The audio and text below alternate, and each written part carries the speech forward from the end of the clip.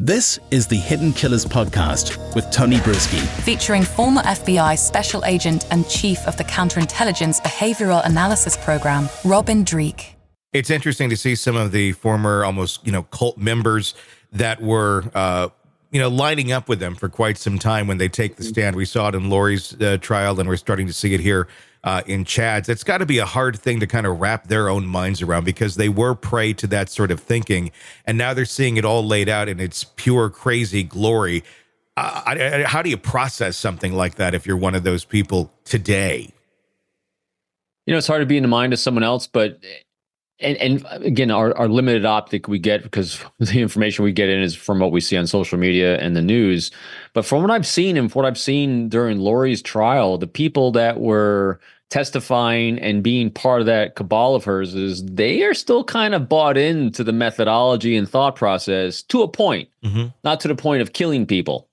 But underlying that belief system of dark spirits and all that, and dark energy and all that, they seem still pretty involved in that. That's why their credibility got assaulted a bit. And I think it's going to happen here as well because their religious belief system is still intact because we as human beings, again, this goes to one of Robert Greene's great books, The Laws of Human Nature, we consume information that validates our own self-opinion ourselves. News organizations put out information that validates their own opinion as a news organization and the opinions of the people consuming it. That's why we get in these echo chambers. And so these people that were part of this belief system of theirs is in their own echo chamber, and they do not want to believe that they were involved with any wrongdoing whatsoever. Our brains do not want to process that. So they're going to rationalize their behavior up to a certain point. And yes, they're saying Lori should never have done this. Chad should never have done this. But below that, it's still okay. And that's interesting because you're exactly right. We see that with a lot of these people where it's like, okay, well, Chad and Lori were bad ones, but the principles to which they came to us on are still okay because we believe that still. And if somebody else presented it, maybe didn't kill their kids, we'd still be kind of on that path. Why is it that some are able to walk away from that and say, yeah, this was messed up, I was thinking wrong, and others, yeah, they can't process it. Their brains won't let them go there. Why is it such a difficult hurdle for some to wake up and accept that, and others just, it seems virtually impossible, even when you have hard evidence directly in front of you. The sky is blue. No, it's green. Like, no, it's clearly blue. And they just, are they thinking it's still green or like what is going on with that? We see it in more than just this case. We see it in our society every single day where facts don't seem to register, I guess, the way they once did with people. Human beings are very complicated people, but at the core, we still just want simple needs, wants, dreams, and aspirations to be satisfied. And that is, we want to belong to meaningful groups and organizations, and we want to be valued by those groups and organizations. And in these cases that we're seeing, that cult-like mindset is satisfying that need up until the point where it starts breaking the law and you start killing people.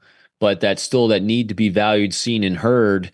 If people are feeling wounded, disenfranchised, whatever traumas they went through earlier in life, if you're looking at Freudian, types of development, it's part of their lifelong behavior arc. And so getting outside that behavior arc requires a major spike and a major event. This could be, like you're just insinuating there, a major event that creates a shift in how they're seeing the optic of the world. But it takes a lot of healing from that point to do that. And a lot of the tough work that needs to be done is to be able to look in the mirror and say, I was wrong.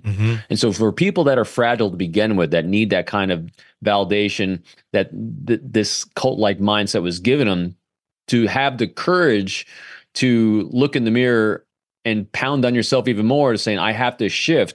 It takes a lot. It takes a lot of loving critics. It takes a lot of self-awareness. It takes a lot of mindfulness. And a lot of people don't hit that a lot in life. And so that's why it's challenging, because human beings, there's simple motivations, but complex implications. Do we have more fragility in our society today than ever before? It seems like in mass, people are so fragile and can't have their ideologies challenged the way that I don't know. It seems society didn't used to be like this, where it was just such narrow mindsets, and nobody's going to crack that, no matter how off the thinking is. You know, you saw me on the side here. I was just pulling up. It's the timing is really good on your point as always. And I just got done reading a good book called The Comfort Crisis by Michael Easter, and it talks about just this. As a society, for hundreds of thousands of years, we developed because of our ability to deal with discomfort, and our problem-solving, innovation, and ability to overcome and live in discomfort was really, really resilient. That's how we survived as a species. Well, we got so good at making ourselves feel comfortable that a lot of people have lost that ability to do that. And psychologically, it damages us. We are actually the most healthy emotionally and psychologically and internally, spiritually, whatever you want to call it, when we are constantly facing challenges, overcoming those challenges, and moving on to the next one. We love setting a bar, hitting that bar, and then we get bored. Boredom actually reaches us for the next one. That's actually what healthy people do, is we're constantly striving to improve our situation. And in this society where we're at in our current generational place in the world, there's so much abundance of comfort and a lack of an ability, as we've said numerous times, a lack of ability to problem solve. People go from 0 to 100 and just don't know what to do. They don't know how to do it. And then when you compound that with a term I recently came across, not helicopter parents, but snowplow parents, where they plow the way in front of the kids so that they don't have any challenges or crises until they actually hit their 20s and 30s. And then they, like we've seen, they're going from 0 to 100. They don't know what to do. They freak out. Yeah, that's a very... I think it is a problem. Yeah, that's a very good way of putting it. Snowplow parents. It's so true. And yeah, then you have like nobody can handle any sort of anything when they are reaching it. Where in those developmental years, that's when you should learn it. That's when you should be getting through the ones that you can easily make it through, and you can have mom and dad to rely on. But then you're out there an adult and you're clueless because mom and dad kept plowing it, and some keep plowing it till they're dead, and the kids are 50, 60 years old. Where do you think it goes from here with Chad Daybell's defense? Because obviously there's been some pretty damning things that have been put out here. How do you recover from this if you're John Pryor and trying to argue on his behalf? That's a great question, Tony, because I really thought they were going to hit hard, like we said before.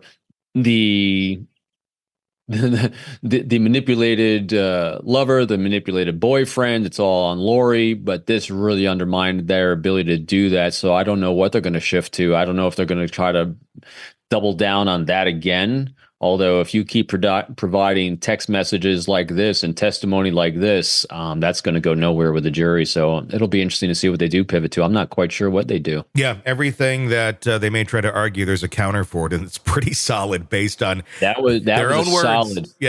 Yeah, their own words are coming back to haunt them. That was when I read that and you know, and how they had thousands more, you know, the FBI agent that was up there testifying, I was like, wow, that is really undermining any defense that they had that I thought they were going to be using. Because without that, we even said that in the last show, I don't know what else you would do except do that. And I thought it was going to be a solid way to go about it because of the way he was portrayed and the way he looks and the whole thing. But he just hosed himself really bad. And the thing is, it's not like the defense didn't know that this material was going to come up. They would have seen that in discovery. Yeah. It's not like they were like blindsided. Hey, here's a surprise piece of evidence. That's not how trials work. They would have known that this was in the revolver of the prosecution here and ready to be shot out at any time. I don't know. I'm guessing John Pryor just has no clue what to do with something. I don't think anybody would have any clue how to do anything with this. Well, and therein lies why, you know, a number of weeks ago when he tried to recuse himself and get out of being the defense lawyer, and we're like, now we know why. There was nothing to work with here. 100%. Sick of the ads? We are too. Start listening with no commercials now and get access to all of our episodes in advance of everyone else. Become a True Crime Today Premium Plus subscriber on Apple Podcasts. Search True Crime Today Premium Plus on Apple Podcasts or go to our podcast page and sign up now. True Crime Today Premium Plus. Sign up now.